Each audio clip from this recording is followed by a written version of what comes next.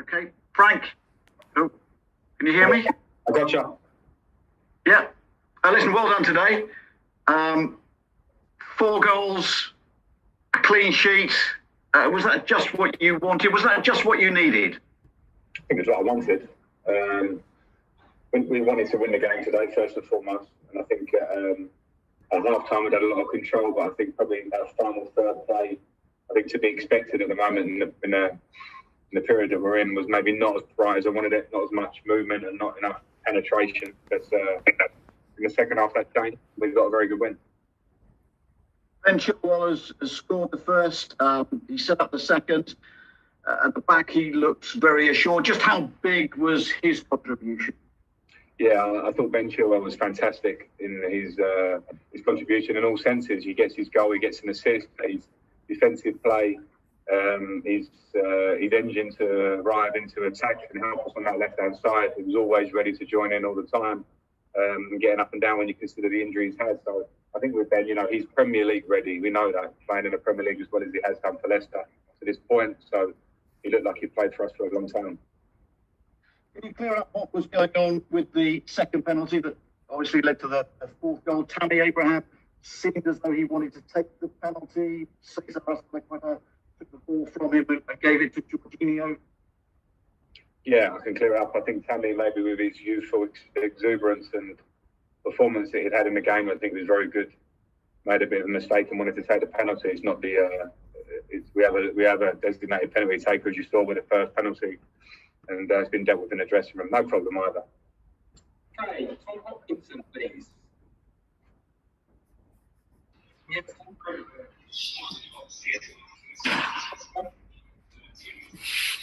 Frank, I can't hear Adrian very well. I don't know if it's me. Can you hear me? Can you hear me, Frank? Yes, can you hear me? A little bit left field this, but Edouard was speaking in French to everyone in the defence apart from Ben. Is that something that Ben's going to have to get to grips with and something that maybe you'll be learning a bit of as well? Yeah, I don't know about Ben learning it. It's been a long time since I spoke French at school. No, I think it's a position we're in. Edu speaks good English as well, to be fair. So I think it obviously makes sense, clearly, with Kurt and Thiago straight in front of him. That he can speak French, Aspie does as well. But I think we'll get there very quickly with that. The organisation and the focus of the back four plus Edu today was very good, regardless of language. And that's a big bonus for us because we know we're bringing in new players into the team. And the back five is where you want to be solid. It's where you want to see it settles pretty quickly. And today it looked good.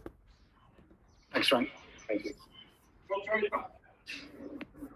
Hi, Frank. Can I just ask you about Callum Hudson-Odoi? Can you hear me, Frank? Yes, got you, Rob. Sorry.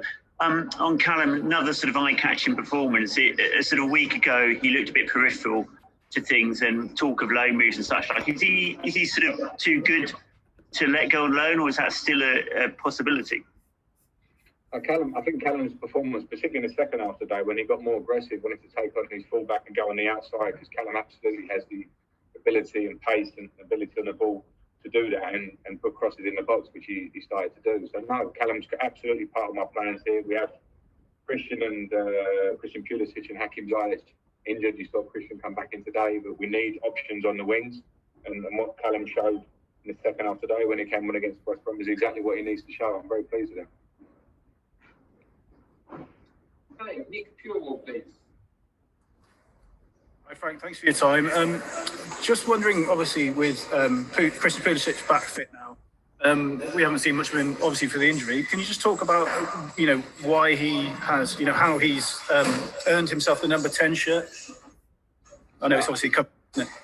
Yeah, listen, I think Christian had a very good season for us. It was a breakthrough year for us. I think, the goals and assists that he made were the highest he's made in his career. So when you I think we're all excited about the idea of what the levels of Christian can go on to. He's had a bad injury. His hamstring injury was not a simple one. It was grade 2, a difficult injury to come back from.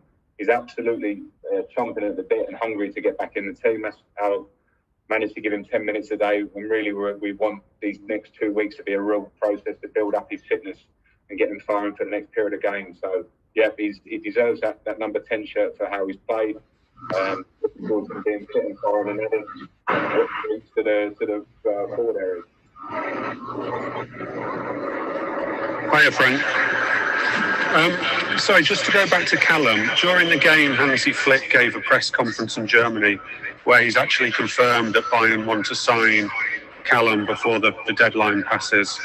So, just to put you on the spot, can we get any kind of definitive from you on whether there is actually any chance of that happening? Well, thanks for putting me on the spot. I mean, there is no definitive answer. I think by Monday we will know a definitive answer, and if they've declared their interest, then that's one thing. But as I've just said there, in terms of the squad, everything that happens by Monday will be either things that are firstly good for us as a club because Callum's our player, and also what Callum wants will come into consideration. But it has to be right for everybody. At the minute, I want Callum part of my squad, particularly when he's offering up what he offered up in the second half today and when it came on against West Brom, and that's where I'm at. Okay, that is the review for today. We're going to do a quick Mondays, which will have an embargo 22:30 Sunday night on X. So this is the Monday section. Jerry Cox